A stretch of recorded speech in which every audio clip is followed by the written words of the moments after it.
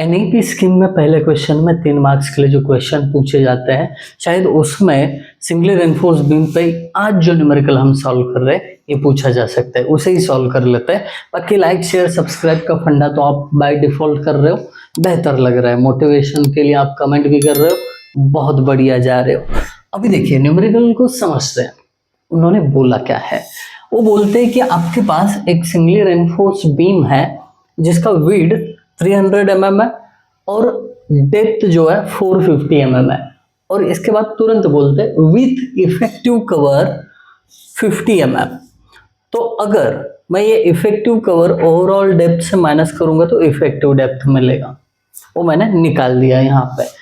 शायद ये सबको वेल नोन कॉन्सेप्ट है, सबको अच्छे तरीके से आता है कि ओवरऑल डेप्थ में से इफेक्टिव कवर हटा दो, इफेक्टिव डेप्थ मिल जाती है। आगे बढ़ते हैं। एरिया ऑफ स्टील के लिए वो बोलते हैं कि 4 ऐसे रेनफोर्समेंट बार है जिनका डायमीटर 20 mm है, तो AST निकाला उससे 1256.64 आता है। Very good. उसके बाद मटेरियल के ग्रेड दिए जिसमें yield strength of steel 415 Newton पर mm स्क्वायर और characteristic strength of concrete 25 Newton पर mm स्क्वायर। अब इतना सारा जानकारी देने के बाद बोलते हैं कि भाई साहब हमें लीवर आर्म फाइंड आउट करके बताओ।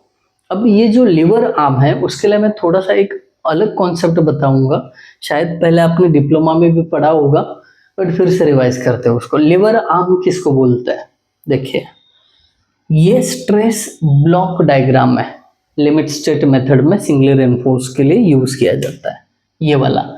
अब यहाँ पे अप्लाई होता है CU कॉम्प्रेसिव फोर्स, और ये होता है आपका टेंसाइल फोर्स। Got it? बरोबर। अब जहां पे रेनफोर्समेंट है उसके सेंटर से टॉप फेस तक इफेक्टिव डेप्थ होता है जिसको D बोला। अब ये जो कॉम्प्रेसिव फोर्स है ये जहां पे एक्ट होता है ना, वहां से टॉप सरफेस का डिस्टेंस होता है 0.42 XU। ठीक है। अब जो लीवर आर्म होता है वो होता है यहां से लेके यहां तक। कॉम्प्रेसिव फोर्स और टेंसाइल फोर्स के बीच का जो डिस्टेंस है इसको लीवर आर्म Z बोलता है। अब ये जो Z है ये कैलकुलेट करना हो तो ये डायग्राम देख के कोई भी बता सकता है कि कैसे निकालना है। हालांकि एक्सप्लेनेशन के लिए मुझे थोड़ा टाइम जा रहा है, मैं मानता हूँ, बट एक बार कॉन्सेप्ट क्लियर हो जाए ना कैलकुलेशन बड़ा इजी होने वाला है। देखिए ये Z चाहिए तो पूरा D माइनस 0.42 XU है ना, ये माइनस किया तो ऑब्वियसली लीवर आर्म रहेगा आपके पास। तो अभी देखिए लीवर आर्म निकालने के लिए इफेक्टिव डेप्थ चाहिए जो हमारे पास है, खाली XU की जरूरत है। वो बाय डिफॉल्ट आप पहले स्टेप में कर ही लेते हो, तो फटाफट हम क्या करेंगे, XU is equal to 0.87 FY AST upon 0.36 FCK into B। Simple फॉर्मूले में वैल्यूज पुट करना।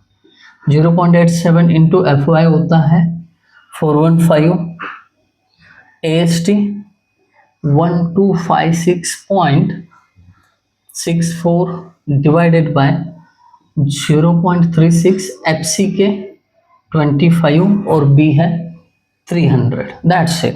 ये कैलकुलेशन कर दोगे ना XU मिल जाएगा। Therefore XU is equal to, अब ये 3 मार्क्स का जो मोस्ट फेमस क्वेश्चन है ना इसमें ये पूछा जा सकता है। पहले क्वेश्चन में बड़े अतरंगी क्वेश्चंस आते हैं। 1256.64 0.36 into 25 into 300 168.04 168.04 actual depth of neutral axis. Formula पता है उसमें पुट कर दो। Therefore Z is equal to D minus 0.42 XU। ये एलिमेंट आपने किसी फॉर्मूले पे देखा भी होगा, D माइनस 0.42 XU। वो सारा कॉन्सेप्ट इधर उधर बस घूमता रहता है। करना क्या है, D का वैल्यू 400 माइनस 0.42 168.04। जिम्मेदारी आपकी है, जेड का आंसर मुझे कमेंट करके बताना। तो इतनी सी स्टेप है, इसको 3 मार्क्स में पूछने के लिए कोई दिक्कत नहीं है। अगर उनको 4 या 5 मार्क्स के लिए पूछना है तो वो बोल सकते हैं और एक चीज, find out the moment of resistance, थोड़ा सा एक्सटेंड होगा